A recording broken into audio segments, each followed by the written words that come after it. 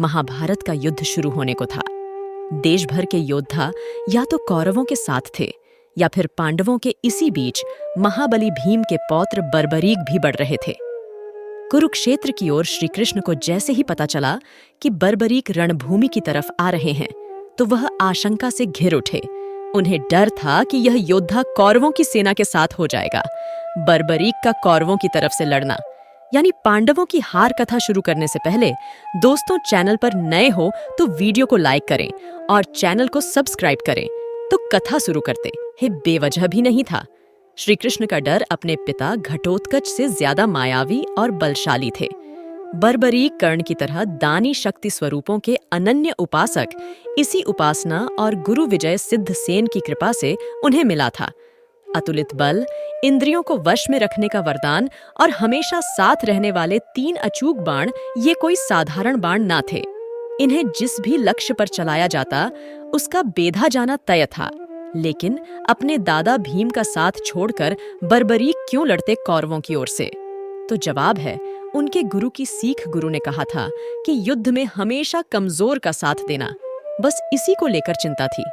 भगवान कृष्ण को बर्बरीक जब पांडवों के खेमे में पहुंचे तो श्री कृष्ण ने बातों ही बातों में उनसे अपने दादा के पक्ष में युद्ध करने के बारे में पूछ लिया। इस पर बर्बरीक ने जवाब दिया कि वह अपने गुरु को वचन दे चुके हैं कि हमेशा कमजोर के साथ ही रहेंगे। इस युद्ध में भी जो हारता दिखेगा उसी के पाले में खड़े होकर वह युद्ध करने लगेंगे। साथ ही उन्होंने अपने 3 बाणों के गुण भी बताए। केवल 2 बाण विशाल से विशाल सेना का खात्मा करने के लिए काफी थे। यह सुनना था कि पांडव खेमे में खलबली मच गई। उन्हें लगा कि अगर कौरव हारने लगे तो बर्बरीक कौरवों की तरफ से युद्ध करने लगेंगे। श्री कृष्ण को भी इस बात का भान था। उन्हें पता था कि इस धर्म युद्ध में अधर्म की हार तय है, यानी कौरव पराजित होंगे। लेकिन जैसे ही बर्बरीक कौरवों को पराजित होता देखेंगे तो अपने प्रण के मुताबिक उनकी ओर से युद्ध में उतर जाएंगे।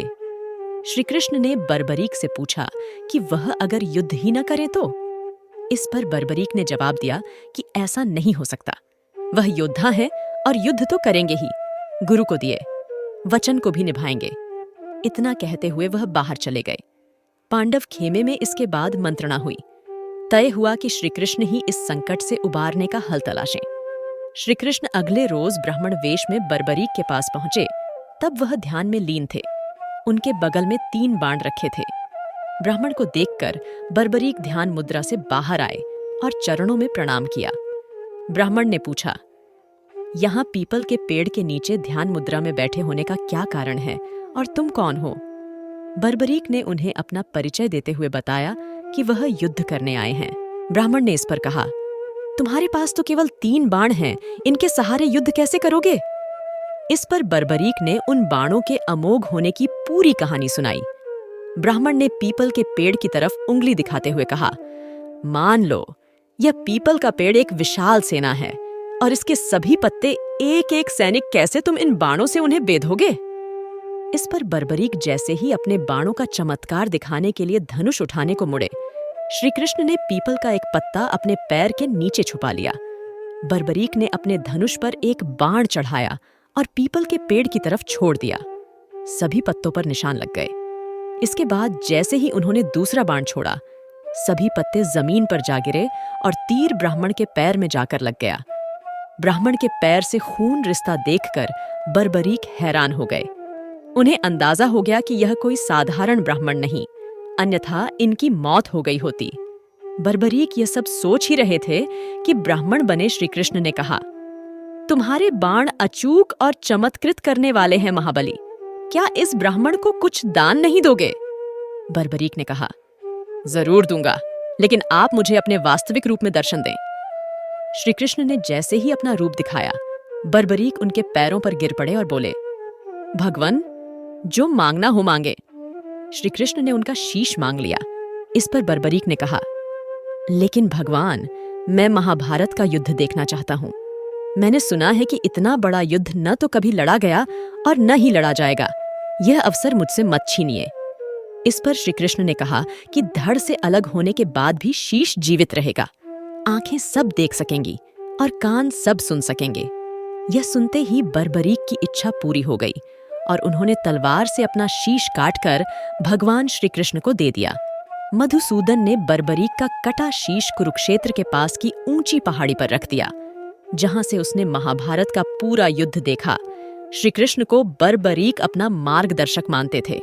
वजह थी, जन्म के बाद जब घटोत्कच उन्हें लेकर द्वारका पहुंचे तो श्री कृष्ण ने ही उन्हें शक्ति स्वरूपों की उपासना के लिए महिसागर जाने को कहा था।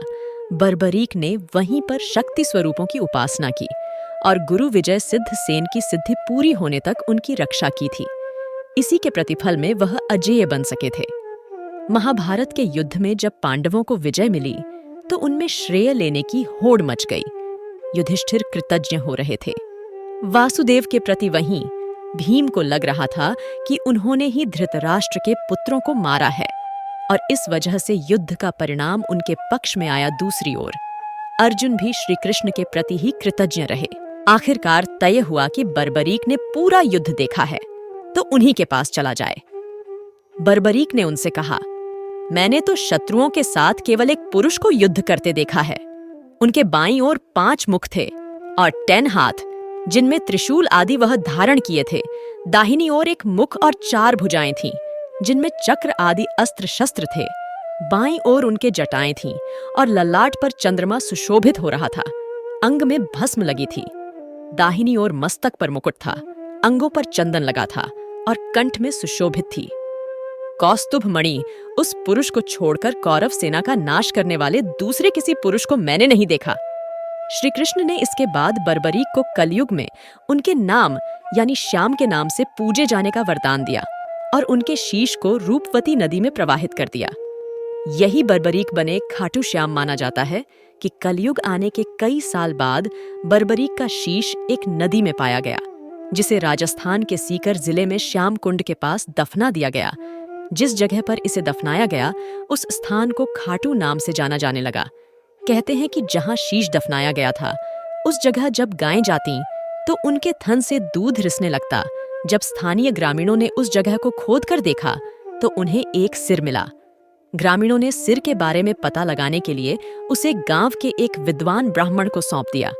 इसी बीच उस स्थान के राजा रूप सिंह चौहान को स्वप्न में खाटू श्याम ने दर्शन दिए और जहां उनका सिर मिला था वहां एक मंदिर बनाने की बात कही। राजा ने आदेश का पालन किया, मंदिर का निर्माण कराया और फाल्गुन शुक्ल एकादशी को खाटू श्याम की प्रतिमा स्थापित करवाई। तभी से यहाँ फाल्गुन में 12 दिन का मेला लगता है। चूंकि जहाँ सिर मिला उस जगह को खाटू नाम से जाना जाता था, इसलिए बर्बरीक को खाटू श्याम कहा जाने लगा। दोस्तों, ऐसी कथा सुनने के लिए हमारी वीडियो को लाइक करें और चैनल को सब्सक्राइब करें।